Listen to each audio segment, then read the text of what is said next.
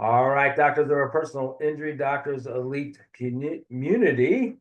Yeah, that's 2025. We got a whole new year, new great things coming. And when you see me, you know we're endorsing some more great things to our doctors and our PI community.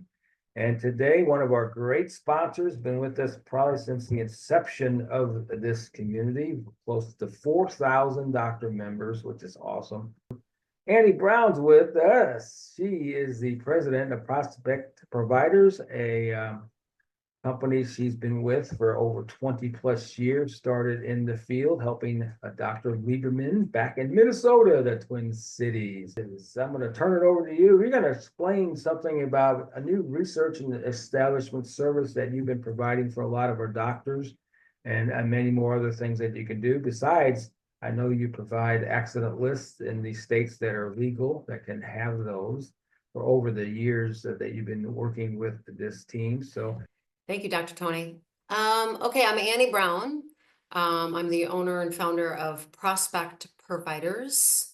And in a nutshell, what we do and what I've done for 25 years is provide names and addresses of people that have been in car accidents.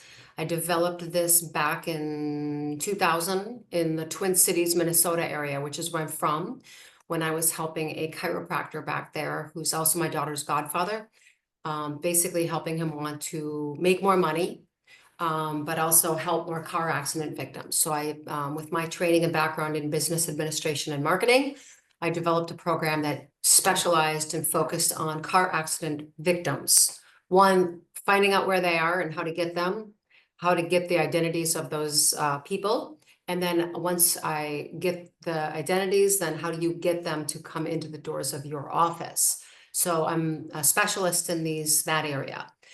And that's the service we provide now. So I've been, my company operates in a bunch of states. Every state has different laws.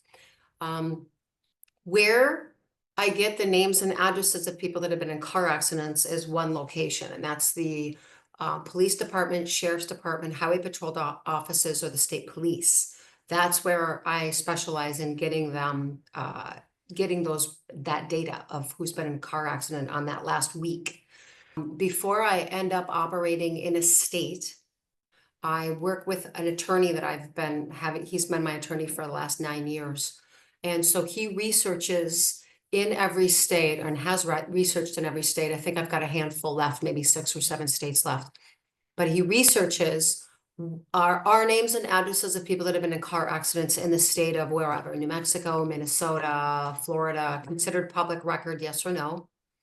And if they are public record, what are the marketing and solicitation rules regarding marketing and soliciting to car accident victims in that state? So once we know that we can gain access to the crash reports, people that have been in car accidents in that state, and then we also find out what can you do with marketing to them? Can you mail to the crash victims? Can you call the crash victims? What can you do? What can't you do? Then I help you get set up to get the crash reports. So I also work with my attorney on making it be that if they're available, if we can get them in a state, like let's say you contact me from somewhere in the middle of Connecticut and you're like, hey, I'd like to get set up to getting the crash reports because I'd like to get more, I want to treat more PIs. I want more PIs. So the first, given that we have the laws, which we do, and we go over that with you so you know what the laws are, as I just went over, the next step is a service I provide called research and establishment. So it's R&E for short, research and establishment. I will break it down. Like, what's it mean?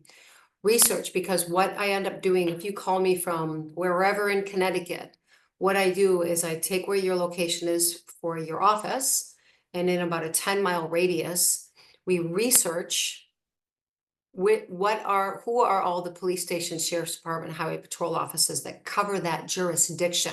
So who are they that cover that jurisdiction within a 10-mile radius of your location? And once we find out who they are, then one by one, we contact each one of them and basically get their agreement at each station to start providing the crash reports on an ongoing basis to us. That's not as easy as that just sounds saying that. More often than not, when I contact a station and say, basically, hey, I'd like to get your names and addresses of people that have been in car accidents on a weekly basis. That's not really what I say, but in a nutshell, that's what I'm telling them. More often than not, they're looking at me like deer in the headlights, like, what? You can't do that. That's not public record. They literally, the guy I'm talking to is no, they literally think like, you can't even do that. That's not even allowed, right? Because they're just the average Joe working at a station. Just because somebody's working at a station doesn't mean they have all their laws memorized. They work at a station, they do their usual job, but they doesn't mean they know all the laws that are involved in their business. So I then have to take that person through, like, here, let me send you in writing what your laws are. So I send them the request in writing that cites the statute for their state and says, hey, based on statute, blah, blah, blah, blah, blah, I'd like to gain access to your crash reports because they're public record, whatever. Good. And this goes back and forth with them because more often than not, they come back with a no, just because that's how it rolls. And then I take anything they say to me in writing and I send it over to my attorney and go, hey, what do I say to this? And he writes me something back and says, say something like this, based on the statute, blah, blah, blah, blah, blah, blah, blah, we are allowed access to the crash reports. Boom, and I send it back. So this little volleyball match goes back and forth.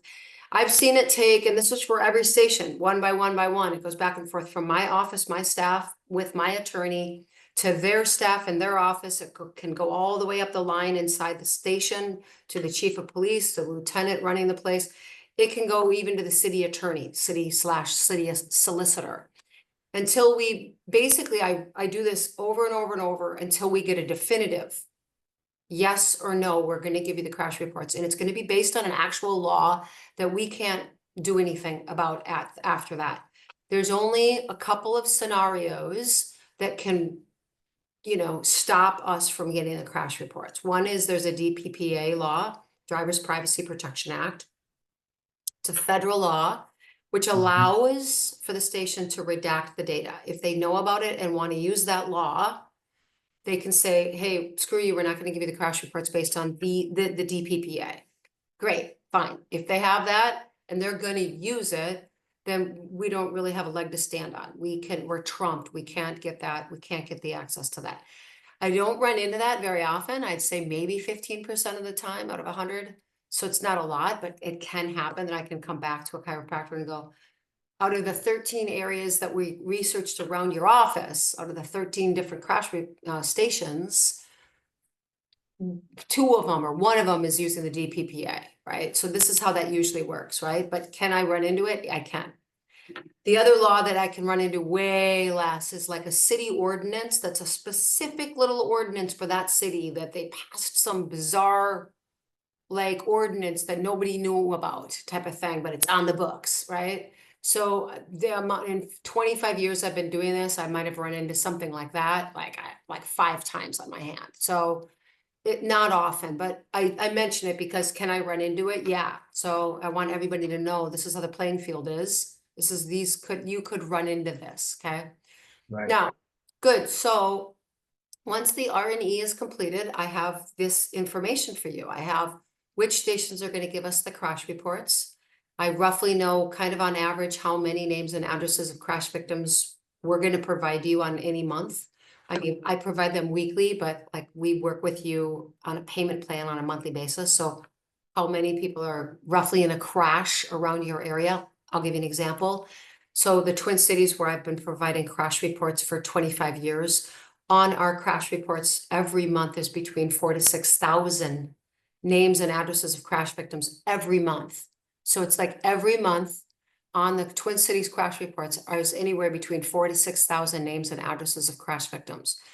Portland, Oregon, roughly 500 to 600 on our crash reports every month. So each area yields roughly a different amount. So we'll kind of have somewhat of an idea, but again, because we don't have a production record in the area, we haven't been there and it's a brand new area, it's really a crapshoot for us to kind of guess, but I do have kind of a rough idea when I call the stations. I kind of get like how many crashes take place. So I kind of have that data a little bit, but it wouldn't be something I would like bet my mother's life on, right? but I can kind of give you like, this is what we're looking at roughly. And then the other piece of information I'll know after the R&E is completed is how much is it going to cost you monthly for these crash reports? Is it going to be $2,500 a month for the crash reports? Is it going to be $4,000 a month? I don't know, because I get that information from the stations. I find out how much am I going to end up dealing with the stations, because they all charge for that amount of, they charge to get crash reports. So I have to figure that out. Anyways, so the R&E, research and establishment, can take anywhere from 3, 4, 6 weeks to complete. Just kind of depends on how many people are we working on in present time, like how many offices am I juggling? And it can also depend on how difficult your area is to get the crash reports released. So in a nutshell, that's that step of getting the crash reports being allowed to be released to you, so they're made available to you. Now, some states have laws that will make it be that you either can't get the crash reports for a certain period of time, or marketing wise, you can't market legally to the crash victims within a certain period of time. I'll give you an example, like Missouri. Missouri has a law that you can't market to the crash victims for 30 days. Like, you can't market to them for 30 days. So I still have people I help in states like that, like Texas is another one, it's 30 days. I still have chiropractors or whoever that want to get the crash reports. They still consider it's worth their while to get the crash reports. In those circumstances, I can help get your office set up. I will still do the research and establishment for your office in those locations, and get whatever we can get made available. I will go jump through the hoops to get those things available for you, and help you get set up with them. I then, in states like that, turn it over to you. When I'm done with the R&E, I don't continue to provide you the ongoing crash reports after that. I'm not going to continue, like most states, I provide you monthly crash reports. Weekly, they come weekly, but I just will provide you crash reports as part of my service. So, but in states where there's a weight law, like 30-day weight law, or Florida 60-day weight law, I will get you set up. I will get the stations to start allowing release of the crash reports for you. And then what I do is I turn that over to you. Like, I will get them all released and then turn it over to your staff member in your office to then start getting the crash reports set from the stations. And then she will ongoingly collect crash reports, and I'll get you set up to being able to do that, know how to do it. I'll train you on the marketing on how to contact them, but I don't provide the ongoing crash report list. The simple answer on why I don't do that is strategically for my business and what I'm trying to accomplish with my business model. Doesn't make sense for me to do it. It's a very candid answer to you. I just, doesn't make sense for me to go through all of that hassle work and stuff and like do it. I also statistically can't give you an answer and go, I know that's extremely workable to market to people after 30, 60 days. I don't know that. Why? Because my business model, the way I set it up in Minnesota and have run it for that, and I ran it directly myself, doing all the marketing for 8 years straight. It was on a business model where the crash reports were made available instantly. Like, so I know that. I know what I'm dealing with. I know that animal. So, but it goes, if there's a weight law of 30 days, a weight law for, I've never run a marketing campaign myself directly that had to wait for 30 days, that had to wait for 60 days. So I don't feel confident in knowing what I'm going to be able to produce for somebody in that area. So it's more of an integrity point for me. Like, I don't have my own personal integrity, knowing that I'm going to be able to service you and get you great results.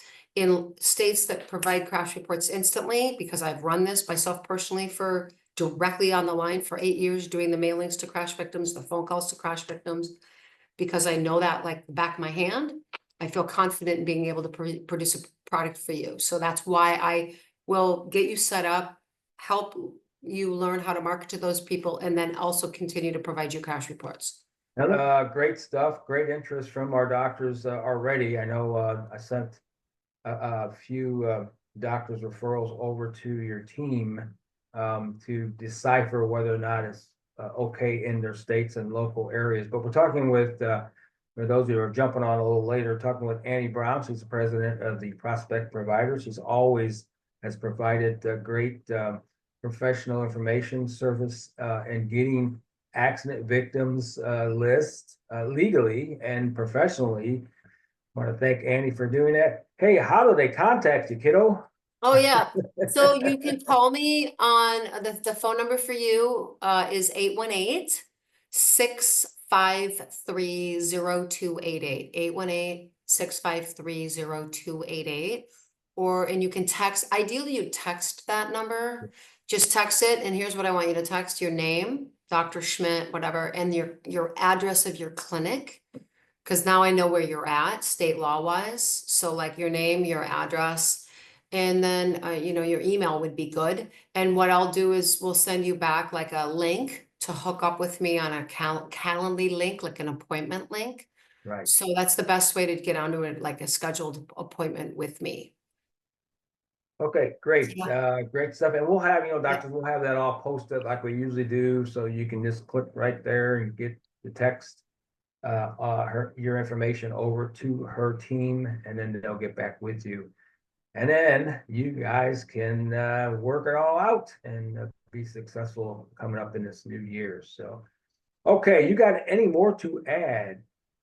Nope. They also have other services too, no doubt they'll go over with you, but we wanted to just focus on this particular one that just came up to focus on the interest our doctors are having. So, okay, any more to add there? No, that was it. Thank you for having And me. that's Happy New Year to you. an Eastern Standard Time now, right? That's correct. I'm in Florida. Hi, man. Great stuff. I know you're busy. You got to get to your clients, I'm sure. It's January 2nd here in 2025, new year. We wanted to get this out for our doctors PI community. So it'll be out live in the community, and make sure you use that contact number to text her that information, your name and where your practice is at. That'll give her a good idea how to start and make a one-on-one appointment, and that's the best, and get things rolling for your goals in this new year, helping many people, more people in accident injury situations. So, all right, Annie, thank you so much.